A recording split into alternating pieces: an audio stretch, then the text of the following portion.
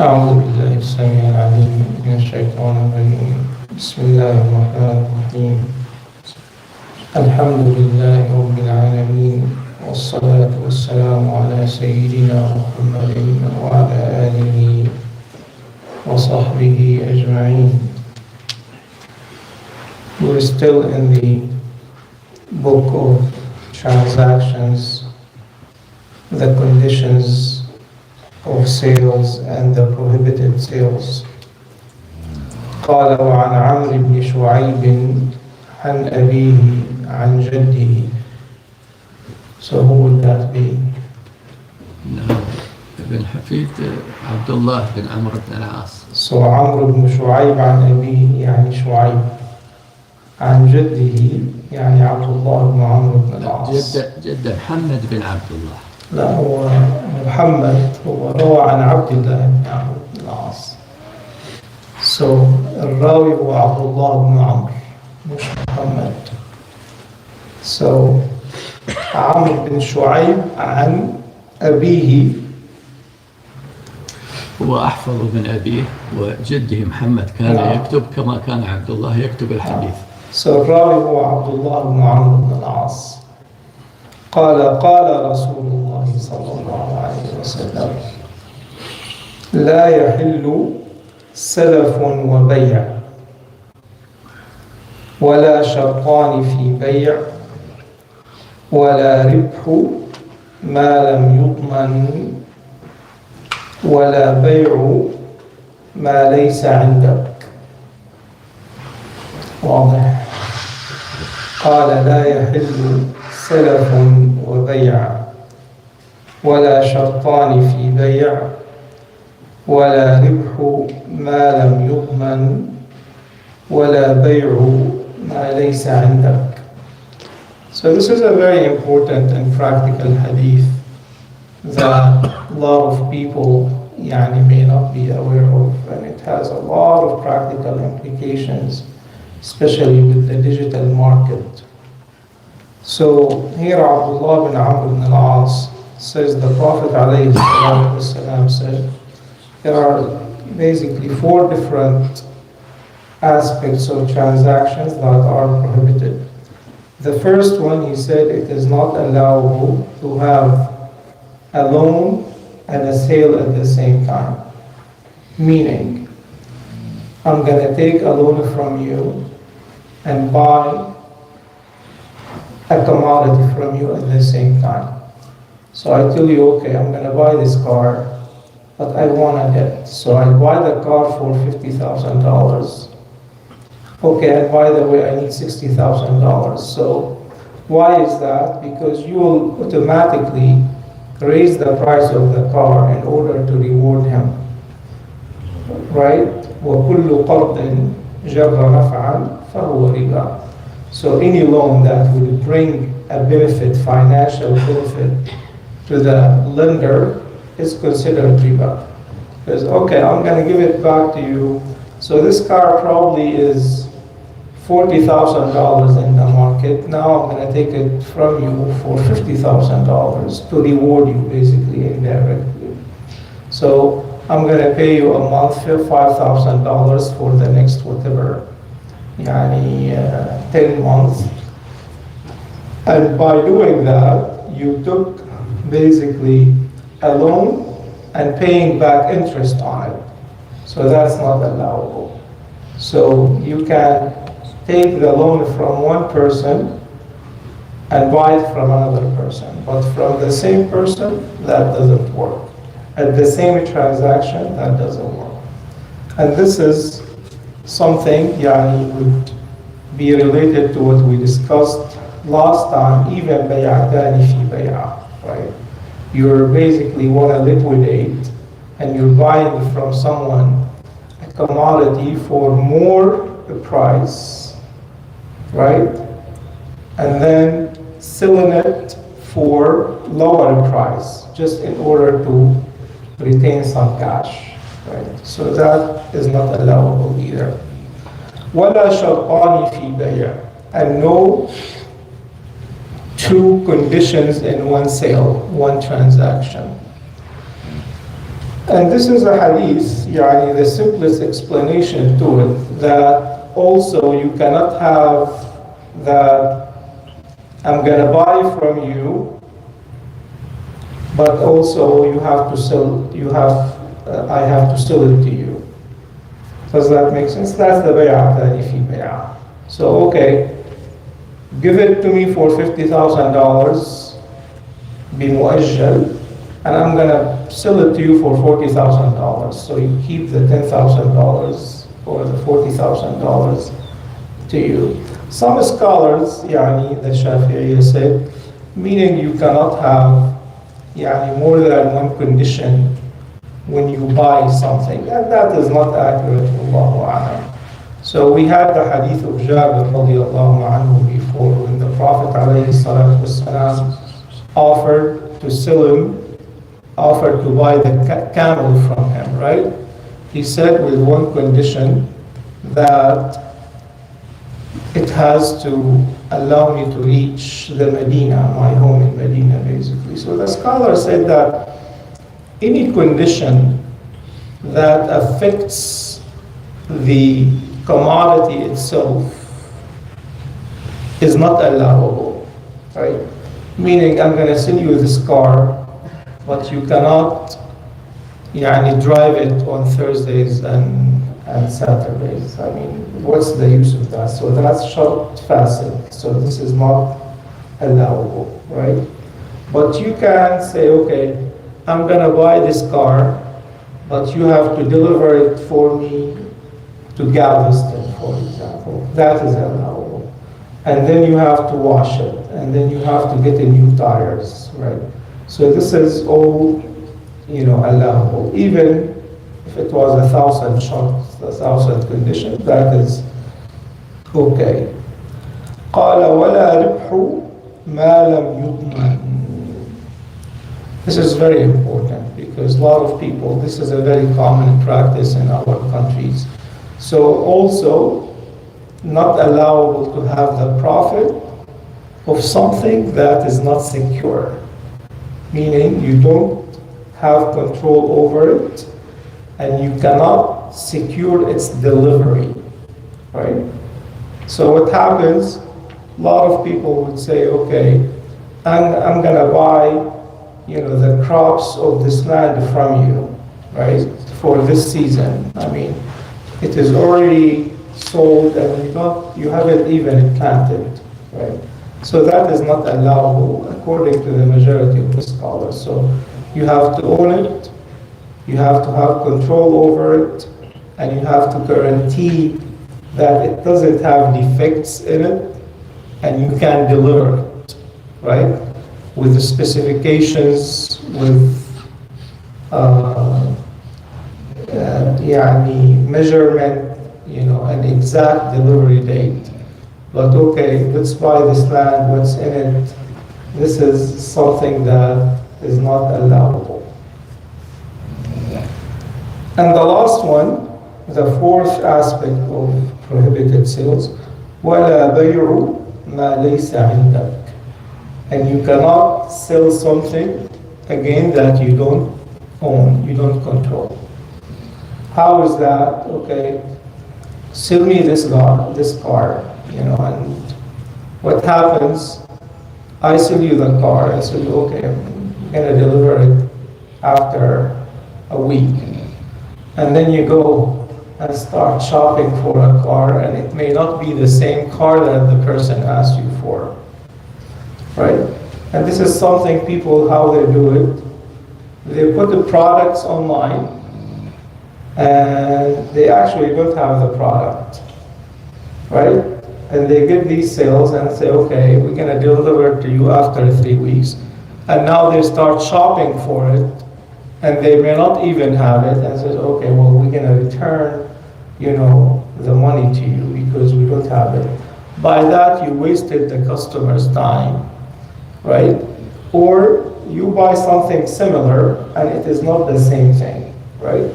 So most of these online sales for the people who do that are not allowable. The way around it, to make it lawful, you can say, okay, I'm a broker, I will sell you whatever you need for a percentage. Okay, I'll take 10% commission or 20% commission, that as a broker, and I will find what you need, right?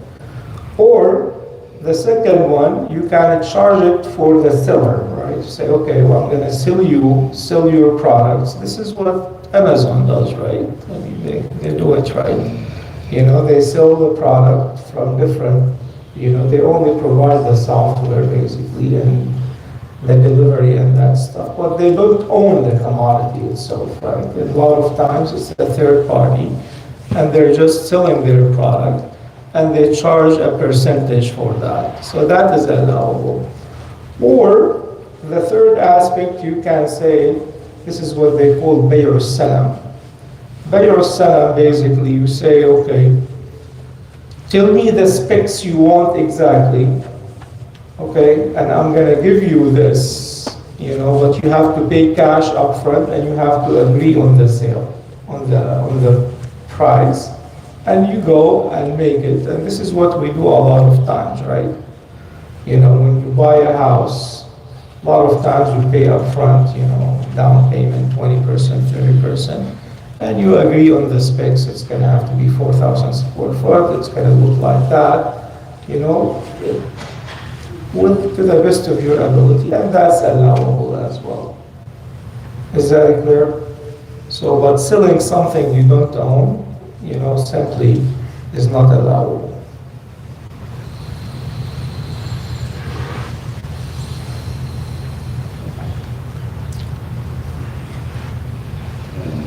وعنه أي عبد الله بن عمرو قال نهى رسول الله صلى الله عليه وسلم عن بيع العربان. So we talked about this last time, that the Prophet ﷺ also prohibited selling for the earnest money. And this hadith cited by Ibn Hajar to clarify different opinions in fiqh. We talked about this before, that the majority of scholars actually said this hadith is da'if. This is not a sahih hadith. And Sayyidina Umar radiallahu anhu and Ibn Umar and many scholars, including Imam Ahmad, they say it is allowable actually. And this is what's practical in the market, especially these days. So al-urban, or what we call it, urban, or in our culture say ra'bun or na'bun. So you can pay upfront, and say, bring me this car, I don't have money for it. There is $5,000, and when you deliver, I'll pay you the rest of it, like $35,000. So, and if you change your mind, you lose the $5,000. So Imam Malik, rahimahullah, was very strict in the Masala and said it is not allowable, so you cannot do this in Maghrib. They do it. Now they do it. This is why a lot of people, when they say, I just can strictly follow one madhab, it cannot happen. You have to go to different madhab to make things allowable. Otherwise, everything will be haram. So they even say the transaction will not be valid, so the contract is void if you do that. So, because Imam Malik actually cited this hadith, he's the narrator of this hadith. So, and as we mentioned, the hadith is controversial and many other scholars did not agree to its authenticity. But as we mentioned, for the practical need, Allahu A'lam, it's easy to follow the opinion that makes the earnest money allowable. More hadith. One last one, inshallah. قال وعن ابن عمر رضي الله عنه قال ابتعت زيتا في السوق فلما استوجبته لقيني رجل فأعطاني به ربحا حسنا فأردت أن أضرب على يد الرجل فأخذ رجل من خلفي بذراعي فالتفت فإذا هو زيد بن ثابت. So Ibn Umar, Abdullah ibn Umar was a merchant. This is what his profession was. He would sell camels, in this example, oil. So he said, ibta'tu, meaning I bought some oil in the market. And when it was mine, meaning I paid it, I saw another person in the market and he offered me good profit. And when I wanted to shake his hands, this is a safqa meaning, you know, you have a handshake, that means a safqa, not tasfeel, right? So that's, and when I wanted to sell it to that person and agree on the transaction, someone from the back held my hand. And I looked and it was Zayd ibn Thabit. فقال لا تبعه حيث ابتعته حتى تحوزه إلى رحلك فإن رسول الله صلى الله عليه وسلم نهى أن تباع السلع حيث تبتاع حتى يحوزها التجار إلى رحالهم. So Zayd bin Thabit told him, you cannot sell it where you bought it till you transfer it and you possess it in your own, basically it becomes in your own possession. Because the Prophet ﷺ prohibited that commodities to be sold in the same place where they are bought till you transfer it, basically. This is basically tells you, we'll give you an example. You go and buy a car.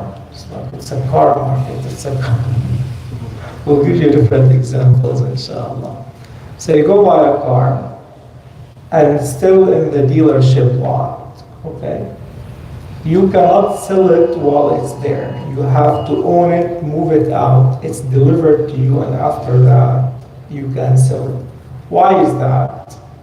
Because what if there was defect in it, right? If there was a defect in it while you don't have it, who's the dhamin? Who's the one who is responsible for it? It's the seller, the first seller, right? If you sell it while you don't possess it and it was not transferred to your ownership yet, then you become the dhamin, right? So now there is confusion. Is it the first one or the second one? So the delivery, al-qabd basically, and al-hiyaza, the delivery and the complete ownership transfers the warranty from the first seller to you, and now you can sell it. And that applies to all the commodities, and in everything there is a way that indicates your complete ownership. When you go to a store and you buy food, once you have it in the bag, you're out of the store, it is yours now. If it's a house, you cannot transfer the actual house to another place, right? So once the deed is yours, once it's vacant completely, once they give you the keys, it's yours now, and you can do whatever you want. If it's a car, it has to be driven to you, meaning you're the owner now and you have complete control over it, right? So with every commodity, there is different way of complete ownership and delivery. So how does that apply? Where is that becomes complicated? What? Islamic finance. In the stock market, right? Because they say that was a very complicated issue that was discussed in the Fiqh Council. You know, can you buy and sell? I mean, here you didn't see the commodity, right? You didn't touch it, you didn't buy it, you didn't smell it. And this is why some scholars, till now, they say it is not allowable. And the truth of the matter, that this is sort of digital delivery and digital ownership, because it is still guaranteed to you. And the scholars, the Fiqh Council said it is allowable actually. So this is just to cut the long story short.